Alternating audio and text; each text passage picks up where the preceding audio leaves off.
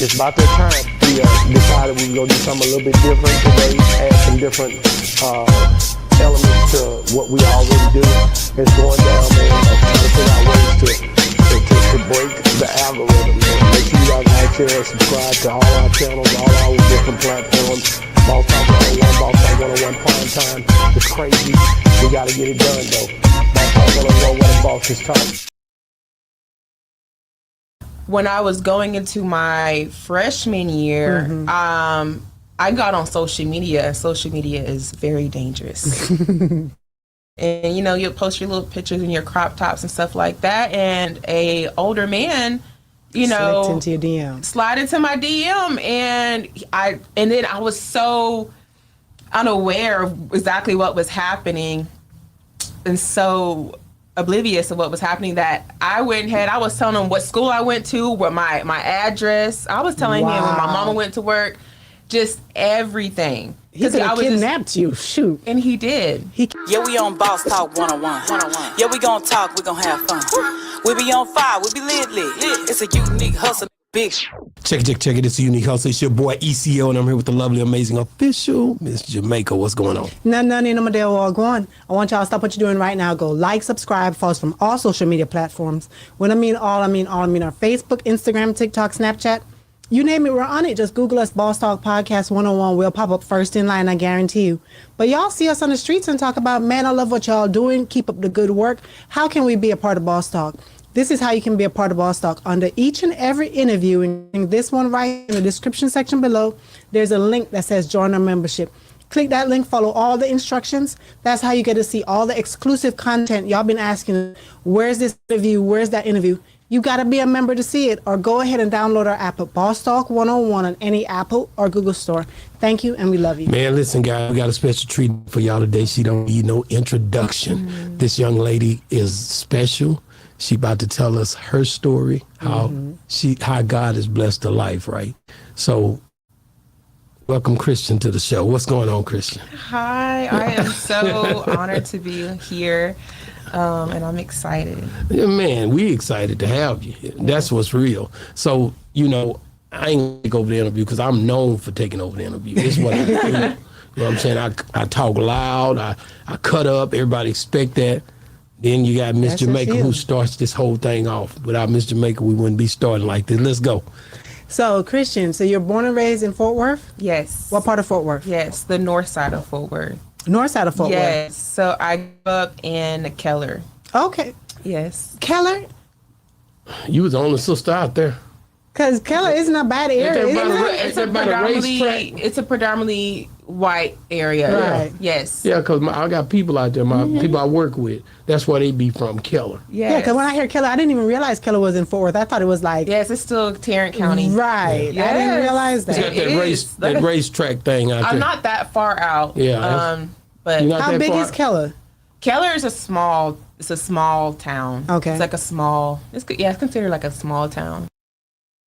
What if there was a song about young man, big dream, and the style of pop? We're gonna grab that. I'm gonna hit custom since I'm doing two instruments, experimental, alt, beat, and then I'm gonna hit cover. All right, next I'm gonna add some keys. I'm gonna grab that, click keyboard, upbeat, choppy piano, and then I'm gonna hit cover. Now I think we need some more bass. Grab that, set it to bass. Type in funky bass and hit cover. What was it like growing up in Keller, since he said it's predominantly... Yes, there was times where I was the only black girl in my school? class. In my classroom, yes. So I just always grew up around white people, and I just got adjusted to it. I didn't know nothing else, because I was raised since a little girl around them, and it was normal for me. Yeah. Did you ever ask your parents, Mom, move to Keller? I think when I grew up and I kind of understood that, I started to realize, okay, there's not many people with the same skin tone as me. Right. I was wondering, you know, because we would go and visit our cousins on the south side of Fort Worth, and I always had a fun time over there. I was like, it's not like Keller. So, you know, she just wanted a better life for us, you know, better opportunities. And, but I did, you know, go around different parts of Fort Worth, and I got to experience being around, you know, other different cultures. What are the advantages and disadvantages of being in a school where it's predominantly not you? So, from what I heard at black schools, you know, you got to be fresh and dress a certain way. At the white schools, they just come with like some khaki shorts, a t-shirt, your shoes probably a little scuffed up and dirty. They really don't care about appearance, and I really never had to compete when it came to having like the nicest clothes, or your mom pulling up in a certain car, your parents, you know, having certain things, or Really? your house being a certain way. There was never that competition there. Okay. So where is the competition then? Is it It's academically? academics, yes. Okay. Oh yeah. Oh Okay. yeah. They're really heavy on books and getting scholarships and doing like honorary classes and stuff like that. So education. I think Keller SD. I'm not sure how it is today because I've been out of school for a minute. I graduated in 2014. So, but back then, yeah, academics was like that was the competition. Okay. Were you raised in the household with your mom and your dad? I was raised I say a little while because my dad was in and out my life. He left, I believe, around 6 because completely. When you were 6? Yeah, he didn't Okay. want to have any parts to do with me or my brother. Okay. So So it was only two of y'all? Yes. Okay. So it's always been me, my mom, and my brother. Okay, when you were 6. So, but between birth and 6, he was still in and out a little bit? He was in and out. was My in- dad, he runs the streets, Okay. and he's been known just to do that his So- whole life. Did you have a close relationship with him? No, I did not. No. No. Because you know what, sometimes what I've learned about family and dynamic, a lot of times it's the person that's normally never there is the person that the child normally sort of yearn for and Yes. want them to be Yes, around yes, and yes. stuff like that. So that's the reason why I was like, so how did you feel when he left and never came back and stuff like that? Because as a kid, you don't understand certain things. I think that's where that spirit of rejection came from. That it's Okay. rooted. It started with my father. So you felt like it was because of you? That As he a left? young girl, you would think, well, what did I do? Why doesn't my Right, dad that's want what I was to love wondering. on me and be in my life? So as a child, you start making up these different scenarios of maybe you did something, or you know, you just long for your father and you want to be accepted and you want that relationship. And I never got that from him. Did your mom ever sit you down and say, try to comfort you, try to talk to you about it? Or just left you to deal with it? Did your dad ever, because you say you never saw him again after that? Well, I have sporadically throughout the years. Okay. Had he ever sat down with you and be like, baby girl, I could not be there because of, No. no. Not at all. Not at all. All he knows is the streets, and to this day, he's running the streets in Dallas somewhere doing something. How old is he?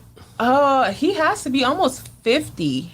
Oh, so he was young when he had you. Yes, my mom was 19. Okay. I believe. I think my dad may be a year older than her. Okay. So I bet he is closer to 50. I was just he has about to be say- at least 49, 50 I at was least. just about to say, he's too old to be running the streets. Yeah, I don't keep up with his age anymore, his birthday.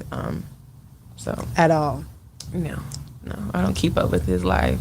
So when did you realize, how old were you when you realized that your dad not being there affected your life? How old were you? I had to be at least 12. I believe like 12 or 13. It really started to affect my mental. How? Like I said, that spirit of rejection just it planted a seed at the age of 6, and I believe it just started to just grow just weeds out of the soil from him not being in there. But Check this out. I'm going to show you how I afforded this car. Okay, you ready? All right, $118 for car insurance. That's how much I was paying. Okay, I picked up the car. because like they'll have like dad dances at the school, because mind you, I went to like a nice school district, right. so I always had like a lot of family oriented events and stuff like that. So my dad's and donuts, my dad's not there. daddy and daughter dances, or just any type of like curricular activities or just things. I missed out on that. Maybe him coming to like my sports games, and my mom kept me active in like baseball and just different sports throughout the year, basketball. And you look in the crowd and you want, you see other people with their parents, both parents, because usually in predominantly white areas, they have both parents. And then I just have my mom if she can't make it, because mind you, I live in a one-parent household because she's usually working. So she did her best. She did, to show up and always be there for me. But she didn't have another male companion that stepped in to be dad for you? No, I've never had that. Never had that. But you didn't give me an example of how. I understand because you say it affected your mental. I understand the father-daughter dance and all of that, but how at 12 did it affect you other than that? Like acting out, because some people act out. Oh, yes. So I'm trying to see, how did you act out at even 12, and how old were you when you first started acting out? About that age. Okay. Yes. I was very rebellious as a child. Give me an example. If my mom told me not to do something out of at the time, I thought she just didn't want me to have fun. But I saw that as her trying to control me. And I just was very rebellious. She'll tell me to do something and I would do the opposite. Like, Christian, the stove is, for example, like, the Christian, the stove is hot. Oh, well, I don't believe you. Let me test it. So you she told me did that. That was just like Okay. like an example. Right. But she'll tell me not to do something, and I'll go do the opposite, just out of rebellion. I think out of being angry that I didn't have my father, and not really, as a child, you really don't understand like what's going on. Why can't they work out together? Why can't you? There's something that you can do to get this man back in our lives. Like, what are you not doing? Did he not leave? Not understanding the full concept of why, like, did my mom do something? Why are y'all not together? Did you hear arguments? Did you see fights? Yes. Did you? My dad was very abusive, physically. And although you saw that, you still wanted him back. Yes, to this day, I long for a relationship with my father. I love him as if he has been in my life every day. Like we've had a relationship, and I've never had a relationship with him, and I still love him and honor him. The Bible says to honor your mother and father. I still honor him as if he has always been there. So yeah, I miss him. I would love to have a relationship with him. Wow. Yeah. I think the one thing about it, when that father's not there, I think God has a hedge of protection around you. I think everything that you do is pretty much pushing you into a place where you need to be, even the bad parts. You know what I mean? Yes. Every situation got you to this situation. So I think that's something that you gotta value. You know what I mean? And that place of disconnect with your father, I know that the word of God says, if any man be in Christ, he a new creature, old things are passed away, behold, all things become new. When I learned that scripture, I always say on this show that it changed my life, because I had a second chance at life.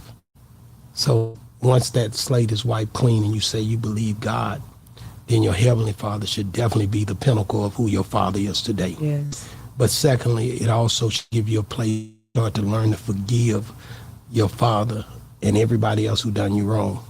In Mark chapter 11 and 23, it says, if you had a faith the grain of a mustard seed, you'll be able to say to that mountain, be thou removed and cast into the sea, and it shall be done. But it says, if you have an ought against your brother, you got to leave. Leave it. And you got to go and take care of that. So I think it's so important that every barrier, every obstacle that tries to stop you from connecting to God in the way that you should, you got to remove those things through forgiveness. Yes. And I was talking to Chris Calico, and he said, but the word of God don't give you a place of how you forgive. Like a roadmap of how to do it. How to but forgive. it does. just tell you to forgive. It does. It does.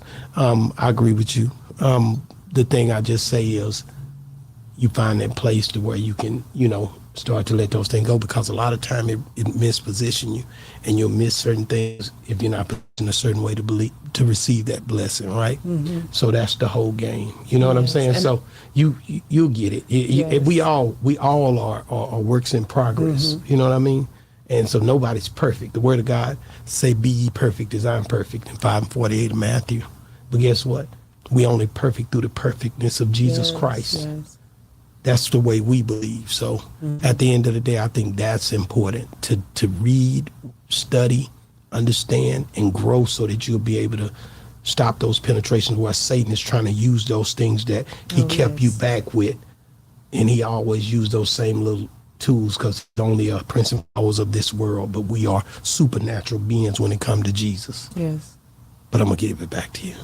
And I always believe that Yeah. the reason why I like to ask these questions and stuff, because I feel like God put us through different things for a reason. It's a lesson for us to learn and to help others. I've met so many people who would be ashamed of things that they go through and try to hold that lesson in and not try to tell it to the world, because I love the podcast setting, because before you talk to this person and you can help this person, but now you can tell the world your story and help so many other people. There are other kids who, and this is so human nature, just like you said, you don't listen to your parents. Your mama would think, you think that she's holding you back, but she's doing it out of love. But a child could be sitting down watching, because they'll be on social media, they'll be on YouTube, they'll be watching videos they shouldn't be watching. And I always pray to God, say, God, whoever's supposed to see this video, let them see it. And that child could be seeing the video and be like, oh, I'm going through that right now. I understand what she's saying. I see I could be going down that same road, but because of what she said, let me really rethink this. You know what I mean? Yes. So I tell people, tell your story, tell everything that you've been through, because you don't know who you're going to help. Yes. You see what And I mean? I did want to mention, at that age of 12, that's when I started to like do some type of sort of negative talk. I would talk down on myself. Because my father wasn't in my life. I'd be like, look, your dad don't want you. No man will ever want you. Like, start like that demonic spirit, that voice started to activate and just tell me lies, and I started to believe them. Like, and that's something you didn't learn from anybody. That no you just one did that. ever. My mom never spoke bad about my father. No one in my family. Like I said, it was a spirit. Now that I have the revelation, because no one was talking to me about my father in a negative way, or giving me these So negative there's no thoughts. learned behavior. It was It's no just- learned behavior for this negative talk that I was giving myself. But by the age, around the age of 12, I was like, your own daddy don't want you. Like, you're not valuable. You have no value. You have no worth in this earth. And you like, I just thought I had no purpose. Who's older? You were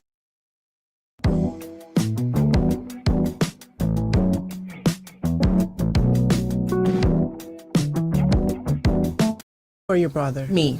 You. Mm-hmm. Okay. So how did your brother handle? How old was he when Dad left? So we're a few years apart. He just turned 25. So he don't remember a lot of things. Not then. too much, yeah. So it didn't affect him as much. Not as much. Yeah. Okay. Not Well, as much. What about you as you got older and you started to become a young lady? When you first started to go out, deal with boys and stuff, or what type of relationships did you find yourself when you first just started having boyfriends? Was it Clingy or? yeah? What Good question.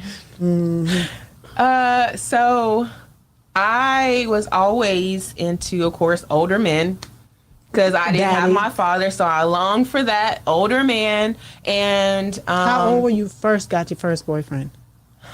I believe my first boyfriend was probably, it was in middle school, right? Just, dating this guy at the school. But when I was going into my freshman year, I got on social media, and social media is very dangerous. And, you'll post your little pictures and your crop tops and stuff like that. And a older man, Slipped into your DM. slide into my DM, and then I was so unaware of exactly what was happening and so oblivious of what was happening that I went ahead. I was telling him what school I went to, what my address. I was telling him when my mama went to work, just everything. He could have I was just- kidnapped you. Shoot. and he did. He kidnapped you? Yes, he did.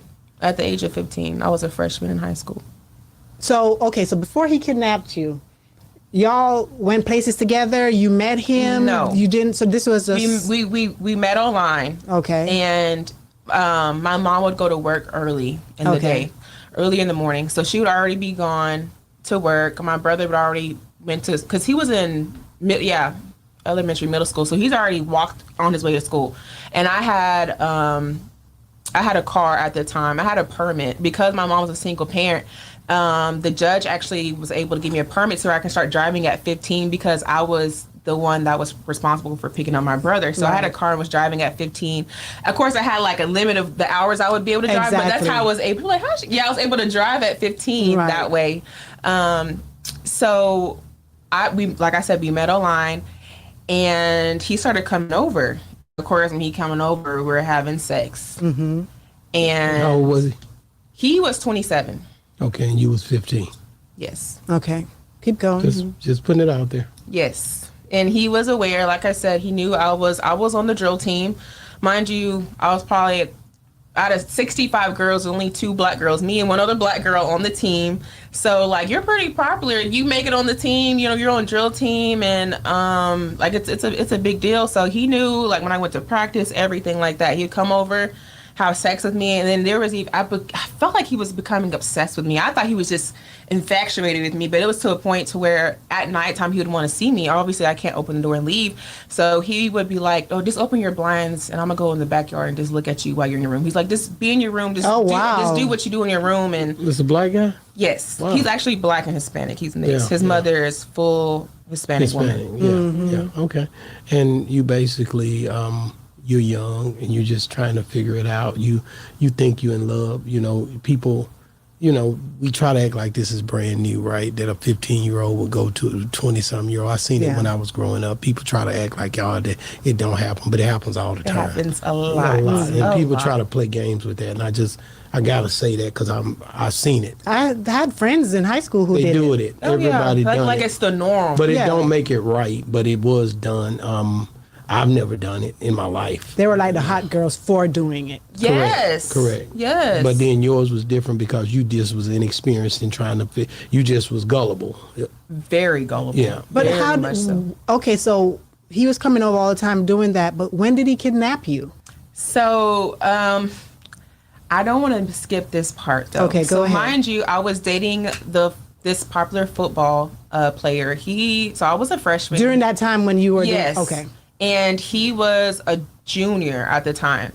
And of course, I'm not gonna say his name. Yeah, don't. So the guy the older man I was talking to at the time, he had anger issues, and I can't remember to this day what I did, but I pissed him off, and he ended up beating me up that morning to where I went to school and I had marks on my face, and I started to have like a black eye was starting to form.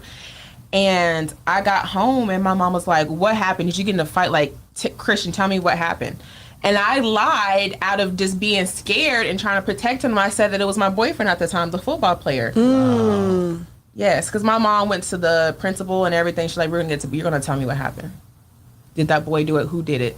So that boy got blamed for something he didn't do. Yes, and I'm so glad that because I just wouldn't talk and I wouldn't cooperate with them, it just died down and they weren't able to. Yeah, he could have pressed charges and everything. Like it could have went really bad for him, and then he was trying to get a scholarship, and I'm so glad that nothing.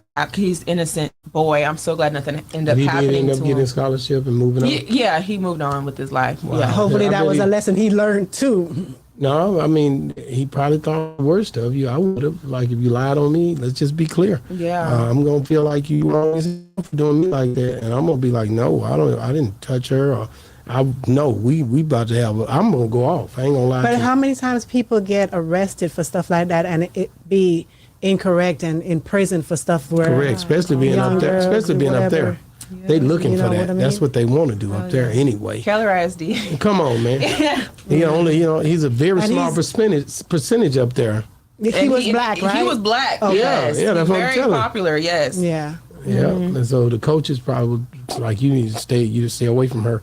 Oh yeah. Okay, so what happened next? So he was like, "You know what, Christian, you're gonna come and live with me. You're gonna come be with me." And it really wasn't let me think about it. It was, this is what I've decided, and you're gonna come with me. And if you do not come with me, I'm gonna kill your mom and your brother. And I believed him. I don't know if he was actually gonna do it or not, but he scared me enough to say that, because to this day I don't play about my family. So I believed him. I don't put nothing past nobody, and I was like, you know what? I'm gonna go because I don't want you to hurt them. But how were you going to tell your mom that you're going to go live with a man that she don't even He's know? like, you're gonna come with me. You're gonna run away with me.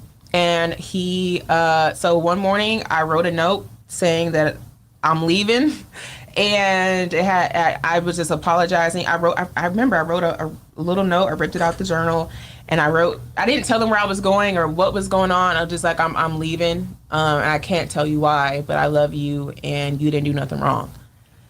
And I packed my little bags, and he went and got me, and we were driving down the highway, and I remember him taking my phone because I was like, well, maybe you can just turn it off. He's like, no, they can still track it. I was like, well, I want my phone. And he's like, no. And I remember him throwing it out. He rolled down the window and threw it. I remember it bursting into flames because it hit like the medium on the side, and it like busted. I remember it kind of catching fire a little bit, and so that there was no way for them to track me, because I believe they can track you even with the phone off, some way, hitting the cell towers. So did your mom call the police? Did she missing person? Yes, I was put on a T-shirt and everything. How long were you gone for? I was gone for a few months. Okay, so the police found you. They did not. He was scared because it was about to reach the news. He had heard it on the radio, and it was getting bad, that she was doing everything in her power. You Googled my name and I popped up. And they were looking for me. They even had a reward and everything. They had put money down for someone who had any information, and people were giving them stuff saying, oh, she's in Austin, she's here. And I was never in those places. I was really in Fort Worth. How far from your home were you? Maybe 35 minutes. What you want to do is save hundreds when Liberty Mutual customizes your car insurance. That's great, but can you ask your friend to stop digging into the green? I can ask. Minutes. Okay. And so he lived by himself? He lived with his mom. He had you over there with his mama. But the thing is, his mom at the time had a boyfriend, so she was always over at his house. So that's kind of how it worked out. And for a while, he just hid me. Like, if she would ever come, it would just, you be quiet, you stay in the room. And that's kind of So you were gone for a couple of months. Yes. When you get back home, let's get you back to the house. How did you end up going back home? I don't want to miss this part, but when I was with him, I became his sex slave. Okay. I became his sex slave while I was there. Was that when you say sex slave, you did whatever he told you? Whatever.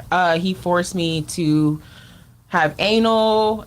He made me give oral sex until I threw up. Then he would make me clean up after. He would get a belt and whoop me naked. He was just very violent with me, and I had to have sex on demand. Wow. Man, I've heard some crazy story. I got this. I kept looking. I did this interview years ago, and it's the blind goddess, man, and she was blind, and she's a beautiful woman, but raped. The other lady, Miss Dr. McKinley, just came here, raped by her father and her stepfather at 6 and 8. Mm-hmm. You know what I mean? And then went and did a movie.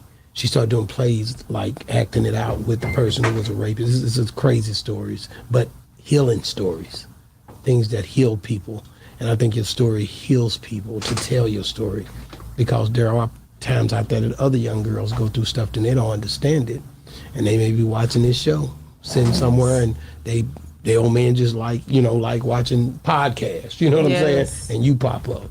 And that little girl may hear this story and be able to gain strength to understand, hey, I ain't the only one that went through something like this. Yes. You know what I mean? Yes. That's the way I look at it. So you basically over there, she said she was his sex slave. I heard that He part. whooping her with a belt, making her throw up, doing all kind of oral sex. And anal sex to where I would be bleeding. Yeah.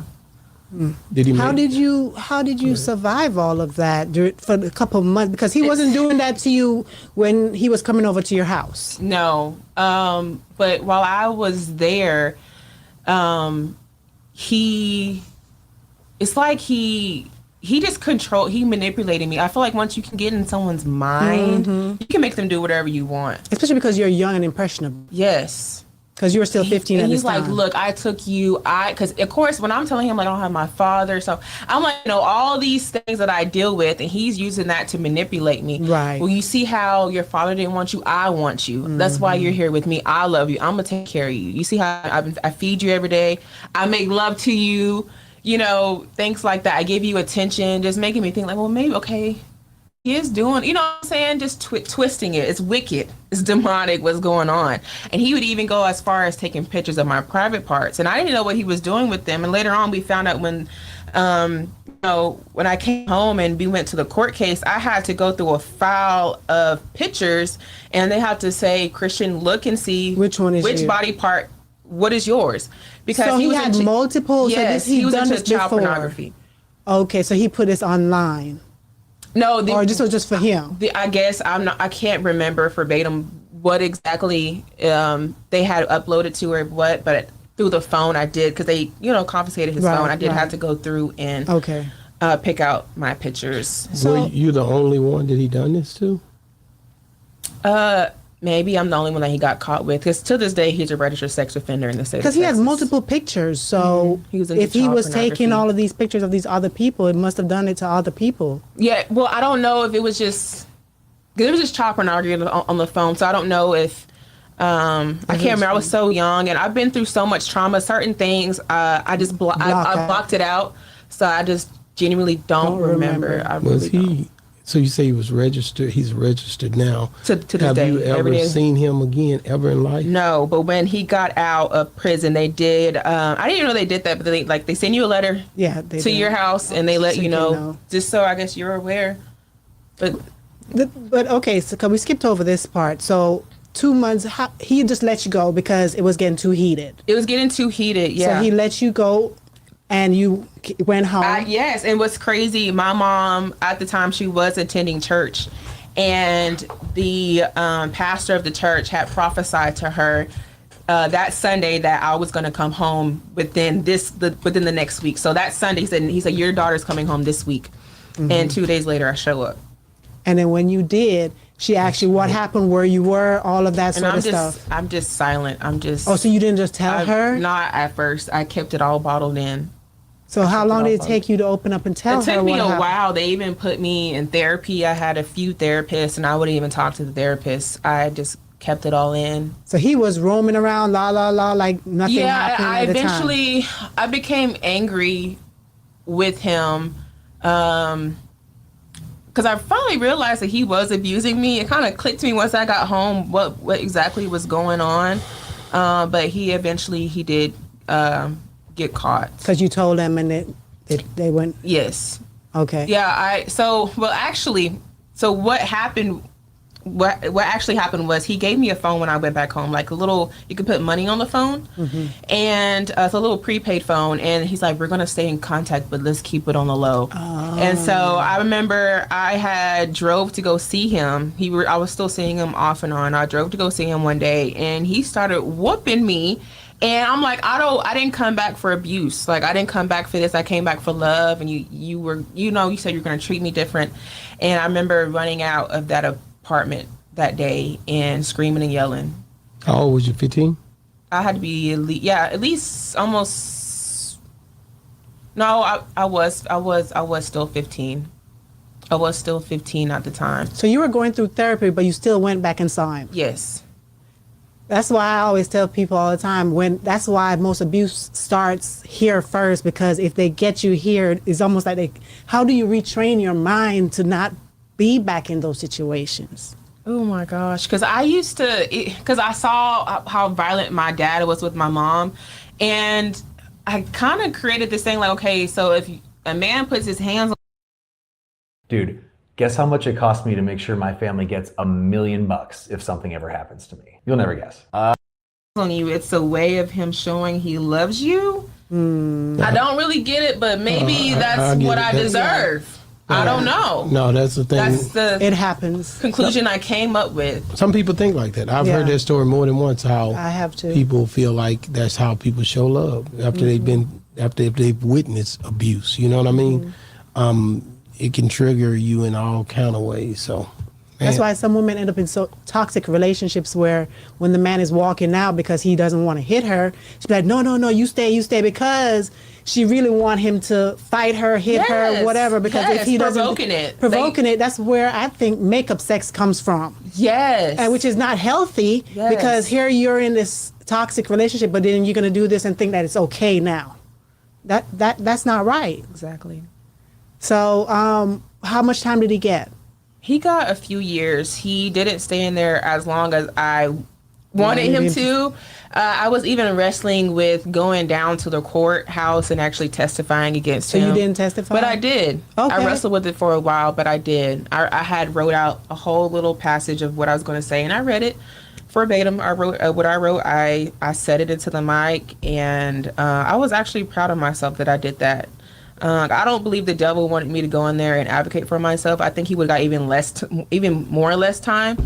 So I'm glad I did go in there and speak up, and I just poured my heart out. I'm a writer, so I poured my heart out into what I wrote on that paper that day. So you said when you got back, your mom had just started going to church, or she got into church. She was already previously going to church. Okay, so you used to go to church with her? Yes. Okay, so at that time, how did the church help you heal during that time? Because I know you got to think back to that time. You see what I mean? Because as a child, our mind works differently compared to how we are now. So go back into that mind back then when she was making you go to church. Because most parents make you go to church. Yeah, they make you wake up and put your Sunday dress on. But they knew what you had went through. Yes, because she, like I said, he had prophesied to her. Right. So how did they try to help you? I honestly don't remember if they did reach out to help. I wasn't aware. I was so shut down. I'm not saying that they didn't come and help. I don't know, because I was so shut down and traumatized in the mind. I was in a very dark place when I came back home. I was not myself. I was a completely different person. I would just sit in my room. I was actually diagnosed with major depressive disorder, anxiety, and I had major panic attacks. And you were on medication? Yes, up until the age of 27. Wow, I'm 29 now. That long? Wait a minute, you just got cleared up a little bit. Yes, I gave my life to Christ it'll be 2 years ago in July. And that's when you stopped taking it? Yes. Let me ask you this. After that relationship, how do you end up going back to the streets and all that? You see what I'm saying? And how old were you? And like getting with somebody else who's abusive, or who puts you in that situation, or did you just go to the streets? How do you end up? I went to the streets. So when because what happened was so major and everyone knew about it. The school thought it was, and my mom wanted to move me, and she was like, well, I feel like y'all should accommodate her in some type of way and allow her to move to different school, same district, but different school, even though we're outside of the, like the address. Yeah. Right. Mm-hmm. She needs to be moved because there's too much going on. She didn't accuse this boy. People, the school knows that she was missing. It was so much. So they made all the teachers give me pamphlet work, and that's how I was able to go to the next grade. I had to catch up on all my work, and then they transferred me to another school so I can have kind of a fresh start. Slate, fresh start. And I was still rebellious, Christians always wanted to do what Christian wanted to do, either good or bad. I always had that mindset. If I put my mind to something, I'm going to do it. And that can be a very bad thing as well. So I always did what I wanted to do, and I'm like, you know what? I'm going to start hanging out with, older people. And I was not going to school, so my mom almost got charged for truancy because I was not going to school and I was out in the streets trying to be grown. I was going to clubs. I was always hanging around dope boys all the time. I was in the streets. I wanted to be in a man's face. I had to be in a man's face. I desired to be with an older man. So. Did you finish school? I did. I did. So you was going back and forth to your mom's house, finishing school, but still going back to the streets? Yes. And she couldn't stop you? She could not stop me, and it was to the point where you're out of control. I don't know what to do with you. You got to go live with your grandmother. So I've always been a grandma baby. Where does your grandma live at? In the same city. Same Keller. So basically, what she lived in Watauga and Keller, right here. Okay. A lot of people have never heard of Watauga. No. So, yeah, they're right next to each other, literally. So you went and stayed with her. Yes, But- because my mom just couldn't control me. I'm out of control. But did your grandma could And control? she could not control me I was about either. to say. She could not. But I just think my mom said, "You're not gonna live under my roof and do what you're you doing. want to do. You can't do that here." So was you smoking, drinking, doing drugs, and all that good I stuff? was doing all that. Yeah, and so Not hard drugs. I just pop pills Pills. here and there. I've never been on no hard drugs. when was the first time that you sold your body for sex? I was 18 years old. Did you know that Suno can learn from your music? You've probably just used it like this. Type something in, maybe adjust a few. How did that happen? So I was working at this restaurant, and this girl was like, "You're so pretty." She's like, "There's no way, like, why do you work here? Let me," like, she was just, and I was so infatuated with how she was just talking to me, like, "You're so beautiful. There's other ways you can make money. Girl, you should come and join me. There's, I have a guy friend. He's going to come and take care of you," and, you know, trying to sell me this dream of what I could have. Like, he's going to invest in you. Just all, like, just a snake just slid, like, Making just it sound so making good. it sound so smooth. Like, she's smooth with the tongue. Like, I'm gonna have this perfect life if I come and join whatever she's doing.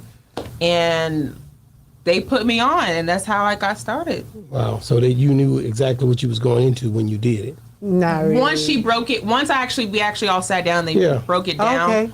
Yeah. I Yeah. wasn't forced. I wasn't Of sex course, trafficked. you into already doing been cutting up and being rebellious. At this point, you done pop pills, you drinking, you doing everything, you going out, you kicking it. You might come, you might not. We don't know. You know what I'm saying? And now Yeah. all of a sudden you like, man, let me you know, she say she getting money, right? And so I'm gonna get some money too. And I ain't working up here. Where was that you was working? I was working at a pizza. restaurant. At a pizza. You like, I'm not gonna be throwing these pieces up in there no more. I'm tired of this. Damn these pieces. I'm gonna go. I know what to do. She's like, "But you make every 2 weeks. You can make that in a, A day day. if you That's wanted to." right. And I did. Of course. So, but hold Yeah. on. So, were you taking? I know you said Christian does what Christian want to do, whether good or bad. But at that point, because of the things that you had been through, were you taking the drugs and doing things that you were doing to numb the pain? I just wanted to, because my mom tried to really shelter us, like I said, just out of protection. So you were just And being love. rebellious more than Just anything being, else. I was like, No, having a good time. What are you talking about? It's I'm ours. rebellious, but also just experiencing life. Yeah. Right. I'm around grown folks doing grown folks stuff. And people that's getting on pills and drinking and smoking and kicking it, they having a good time. I don't know what the hell you talking about. They is kicking it. Like, this is what righteous living is. This is what people do in the streets. I was partying. You couldn't tell me nothing. You weren't on no pills? But I was drinking and smoking and kicking it, and it's a rush to make money. All that stuff is the same high, really, even if you're getting high. You know what I'm saying? Like, you're basically trying to do what the flesh wants you to do, really, to be honest with you, and you want to make it whatever makes you tick. So if it's a Feed pill for your her, flesh. if it's money for me or liquor for me, it's the same. You're just trying to get there. So people having a good time, partying, and that's what you was doing. Yes. I'm talking about kicking Yes. it. And then all of a sudden you get out here and you start doing this. When did it become a thing where was the guy a pimp, right? Yes. And did he ever become abusive to you as well? He was not abusive. Smooth deal. He was. I it probably was so know the crazy. nigga. You know what I'm You saying? might. You might. I'm telling you, I'm a street dad. One of my pimps is still a pimp to this day. I'm telling in you, I Dallas. probably He's know an him. active known pimp Okay. in Dallas. I've had a few pimps. I've had 3 total because I Okay. did become A renegade? I became a renegade. I said, "Oh, because Yeah. we." Look, how you know the terminology? So Yeah, this how is do what- you know the terminology? We be interviewing. She know the term renegade. Yeah, I mean, she like, yeah, I'm running thing, but then that can be looked at different ways. Like you basically start figuring it out in your So own. once I got put on, I'm like, I was making a lot of money. That was before Backpage got shut down. Yeah, I that was was jumping. It was jumping. You could make thousands in a week. That's like right. if you actually went hard and you had a quota. You met your quota every night. I'm giving that man thousands of dollars a week. I'm talking about I can make up. The most I ever made probably in one night was $3,000. Right. And that's just off seeing it's not like I'm having sex with just all these men, but you try to have higher end clients so you're not having to just get ran through, you know, because so you want higher income, they're going to pay for your time. They're going to pay for to experience you, and you know, there's different things that go into that. I got a question because I'd asked okay, this question before, but were you given? Well, first of all, were you in love with your pimp? No. Okay, because most pimping kids. Wife. No, that don't matter because some of these wife and kids and all that, and a lot of these. I would say care of his household, but a lot of these girls usually fall in love with them and stuff like that because they'll have multiple women and so forth. But the reason why I'm asking that because Pimpin' Ken said like he would always get. That's my dog. He would always get all of the, you know, most of these because we've had multiple pimps and multiple, you know, ladies who came on the show. Wow. And they would give all of the pimps all of their. Yeah, they've been on here. That's what I'm saying. Oh, okay. Everybody on Boss Talk. They've given all of these people, all of the pimps get all of the money, so to say. And one thing I could never understand, as a female, the only money you get is to go get your hair done, your nails done, to make sure you look good. But I'm like, where is the 401k in this career? Where's all these things that you spoke about? Because here's all of the money that you're making, but you're giving this man all of this money, and you left with what? You can't build up any money. So what are you in this field for? Nothing to show for to this So that's day. what I'm trying to figure out. If you were able to, no, all he did was invest in our looks. That's all he invested in. That's what all of them do. And made sure that I had a car. I've always had a car, so he made sure my car note was paid and my and I got gas. But and that's for it. So I can go to an out call, so I can go where I need to go. So you didn't realize that. It's so easy to become a podcaster with Riverside. First, go to Riverside and open an account. When you're ready to record, just hit rec to capture high-quality audio. Hey, it clicked when I had a wad of, I had like a big stack of money, and I had handed it over to him, and I was just so upset to where I started sneaking little, because I would text him. He would know like every date that I would catch because we had a protocol. You tell him when you're going to pick up a date, you'll pick up the date, and then you'll tell him when the date is over and how much. So he's keeping track of my money. Mm-hmm. And sometimes I would lie and I wouldn't tell him I caught a date because I would I'm like, I need to, I'm not seeing nothing from this. I'm not getting anything out of this besides getting my hair and nails done. I look good, but I'm not reaping the benefits of I'm the one laying on my back. Right, and I could never understand how women did that unless you are just so in love with the person that you're just giving. That's why I asked that question first of all. I'm like, were you in love with him?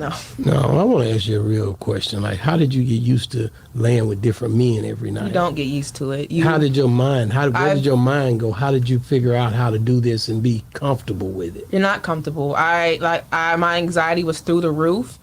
I felt I had to really dissociate in the moment of the act. I had to just go to a different place and put a block up in my brain. But I was still in a very, very, very dark place while I was kind of just going through the motions. Okay, this is what I got to do.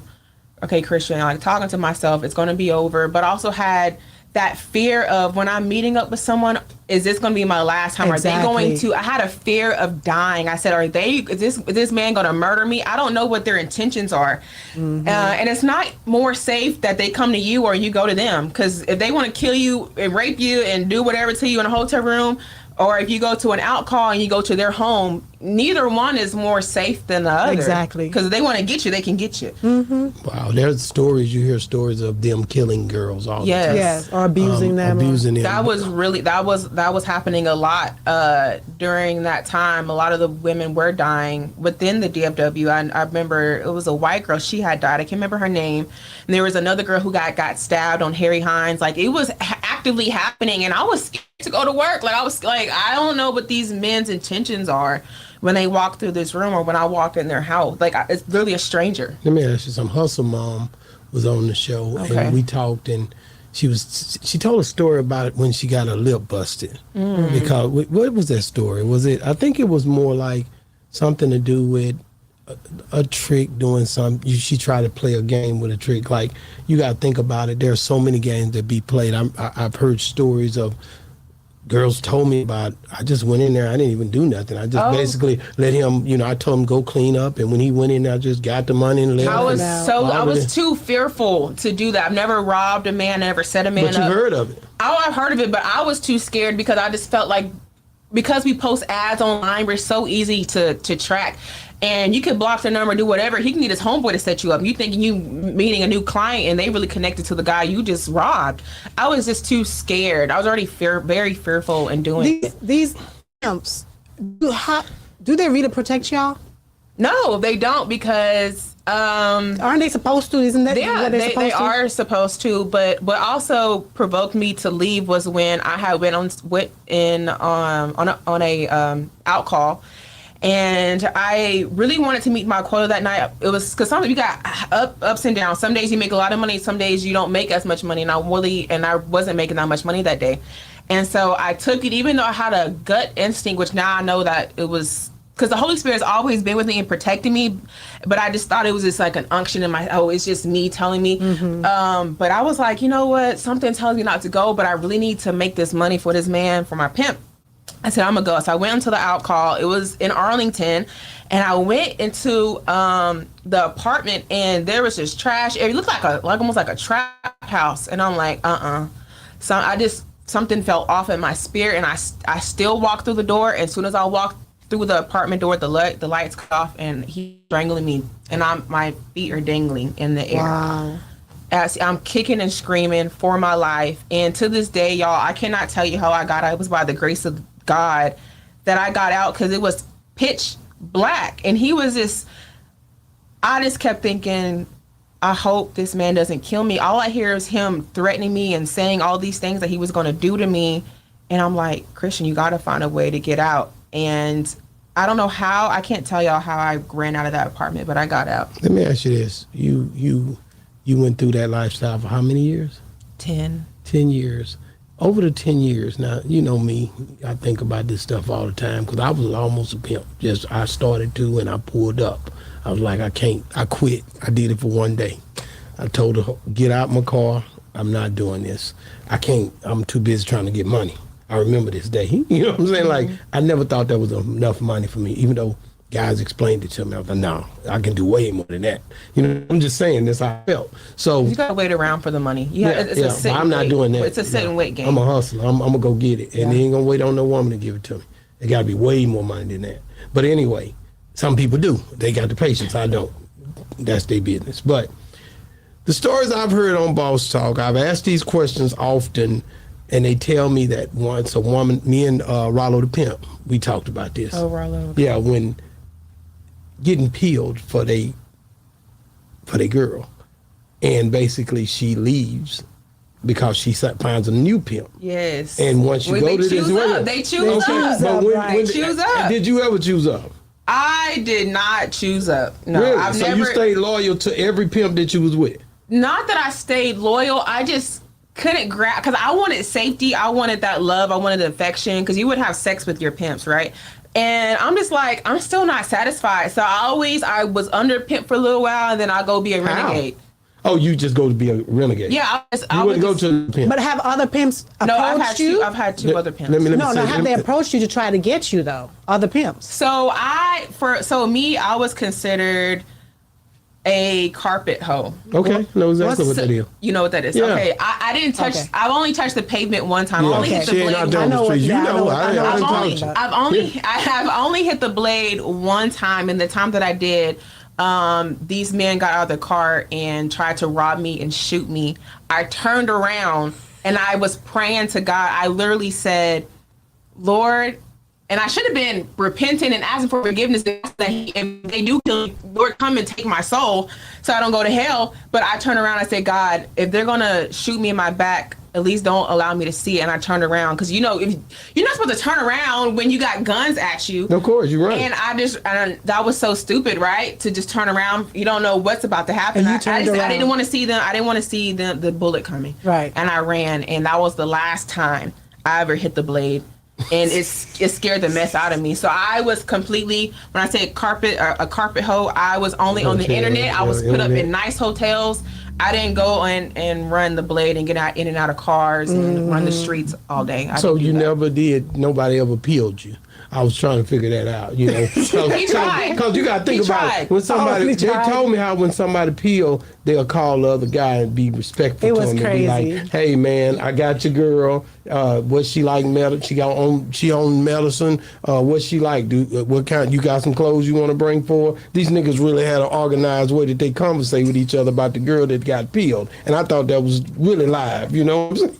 'Cause, like, so He thought it was live. like, yeah, like the respect for you to do that. Yeah, it's all. In the They're midst of really some- big on respect in the game. Correct, They're really correct. respect is a really big thing when it comes to prostitution. That's what I- pimping and that's Best thing going. That's what they used to that's say. what they say. It's not. It's not. It's not. But I'm just telling you what the conversations be like But when that's you talk. that's the lingo. Yeah, when they talk about it, and I read Pimpology by Pimp and Ken. I looked at all of these things that they do. I've talked to certain women, went to the casinos and seen the girls sitting in Vegas. I'd be like, "What you do?" And they'd be like, "Man, I make $25,000." I was gonna say, "Really? Yeah, they do. You making it like that?" So Yes, I've they do. talked to these people. Never have been with none of them, but I'm really just a person that talk to everybody, as you already know. I talk to everybody. Like, people to talk to me, "What are you doing?" They're sitting over here at this machine like this.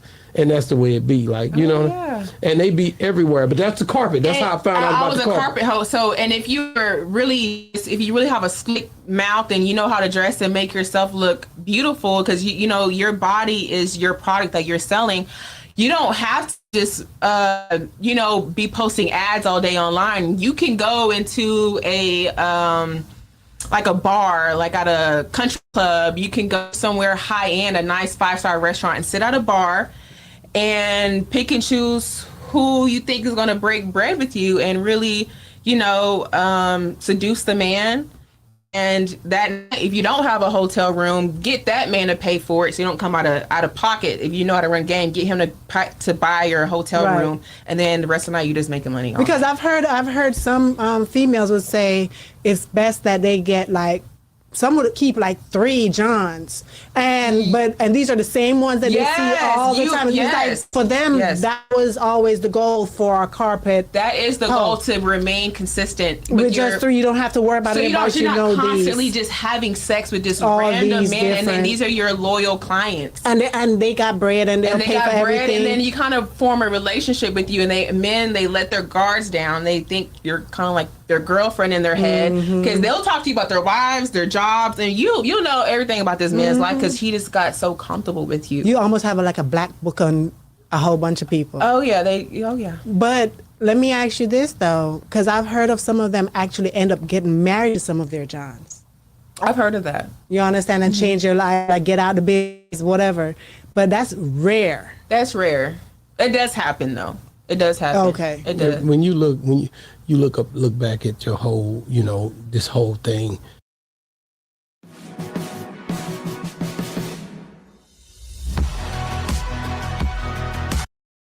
What were God trying to show you through all of the stuff that you went through? When you look back, you know what I mean? Because you got to meditate on it. Because when I look back at my stuff, I start thinking about the entrepreneurship and knowing how to hustle and getting money. I knew that all the time, even to what I'm dealing with now. You know what I mean? And it's a thing that God gives you where it's a gift in the stuff that you went through, even though you went through it. Yes. You had a gift. It was maybe a gift to gab. It may have been a gift to know how to deal with money. It may, you know what I'm saying? But it's something. It's a gift, and your gift will make room for you. Yes. You see what I'm saying? And it's still in you right now, and it was there the whole time. Yeah, so I feel like I've always had the entrepreneurial spirit. It just got perverted. I've always had the drive to get up and go get it, and anyway, it was just perverted. So I believe I've always had that, and the devil just came in and perverted it. How did you compensate for like leaving the money like that, having that type of a, you know what I mean, having finances coming in like that, and then now having to go and do a 9-to-5 job? Let's talk about that. Oh my God! I interview. That's what And how old were you when you left? Because I know you told us the reason 20. why. 27. 27. She said that, but I'm trying to figure out how, when she left, did she adapt? And did you have money when you leave? I had a little bit of money put up because I've lived around the DFW, so I've always had my own apartment, my own car, my own everything. Everything was always in my name. So that's what I'm used to. I'm used to sleeping all day or not sleeping, getting up. Mind you, like we can make money. I can make my rent in 3 hours. I can go clock in, post an ad at 12 a.m. and be done working by 3 a.m. depending on how much I made off 1 or 2 clients. And you really trying to pursue just one client, and hopefully he's high paid and he'll tip you out on top of what your rate is. Right. So to go from making my rent in one day to having to humble myself and go to a 9 to 5, it's almost like and I don't know if I can compare because you've been to prison, right? Someone who's been in prison, you only have your mind, and you're so used to like a certain lifestyle, being a certain way, and so coming out of that is just like it didn't feel natural, and still to this day, I just don't understand how people can work 9 to 5s. Now I have, but I don't like it. When you came and you came on out of there, and what was the thing that when did you hit the brick wall to know that you had to come out of it and God had changed your life and he was calling you from that lifestyle? So I had a friend, and he knew what I was doing. He was actually, I didn't consider him a brother in Christ, but that's what he was at the time. He was just a friend who really just cared about me and my soul. And he was like, we had known each other for the same amount of time I've been a prostitute, 10 years. And he was like, Christian, I really want you to like come. I'm at this new church. Come to church. And I'm like, I'm a prostitute. You know that prostitutes don't come to church. Why would I come to church? I'm like, I could be making money instead of coming to church. And he was like, just come to Bible study. I went, and I was like, okay. They were praying and singing, and I was just like, I had a whole attitude the whole time. I'm like, I'm not singing, I'm not praying, and people were looking at me like, why is she just, mind you, everyone's praising the Lord, hands up in the air, praying, singing, and I'm just like, okay, is this over yet? I showed up like he asked me, and then one of the people at the front, I don't know exactly who he was, like a minister, he pointed me out, and he was like he was speaking life over me and just saying how God loves me and how he didn't know nothing about me. He was just speaking life over me, just pointing me out of everyone that was there. He pointed me out, and I guess God was just trying to give me a message that he's with me and that he wants his daughter back. And then I went to, so I was still prostituting, and I went to Bible study one time, and then so I was born July 7th. So that night before, I am trying to make money. I'm trying to catch a date, flip a trick, whatever you want to call it. And I ended up not making no money. So my birthday fell on a Sunday. So that night, Saturday, going into your birthday, you go out, it's midnight, you turn it up. I'm trying to make some money. I went to a cigar lounge in Dallas, and I'm trying to catch a date. Didn't make no money. And that never happens. Didn't make no money on my birthday. And went home. And church started at 11. I was like, so I went home around 4, and I was like, you know what? It's my birthday. I'm gonna go to church.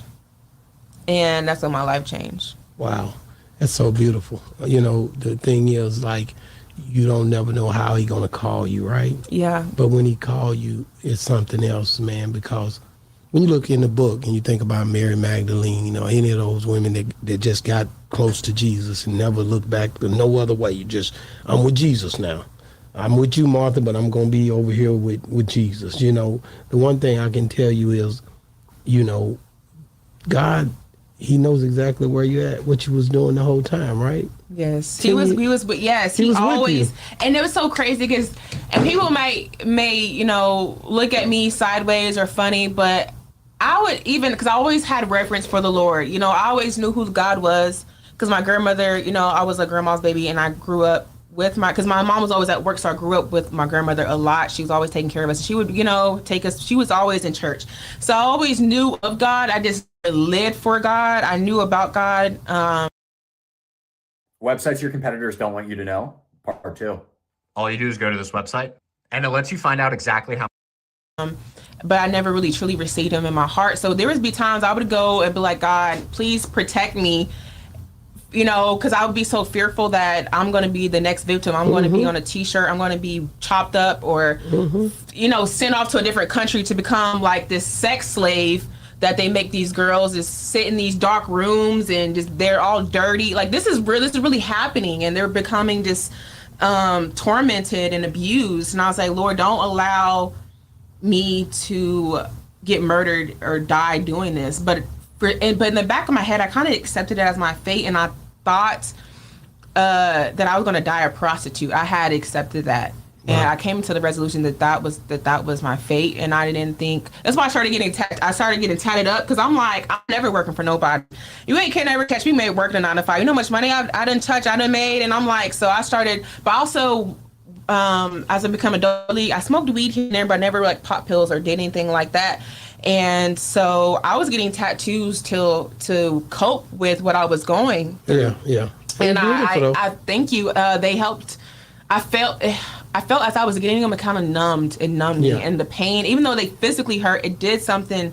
Like I got off by it, like as far as dealing with whatever I was going through, the pain. It was almost like meditation, because I wasn't turning to God still. I was still, doing what I was doing, and I used that as a way to kind of deal with what I was doing. It gave you a place of peace. Yes, even though it was painful, the pain almost felt good. I can't really explain it. I get it. I think you when I think about you and the times you was going through this stuff, I got to think about the strip club. Did you ever end up getting caught up in the strip club? I stripped one. That's right. Yes. Where was you popping it at? So I only stripped one time, and I was like, this is not for me.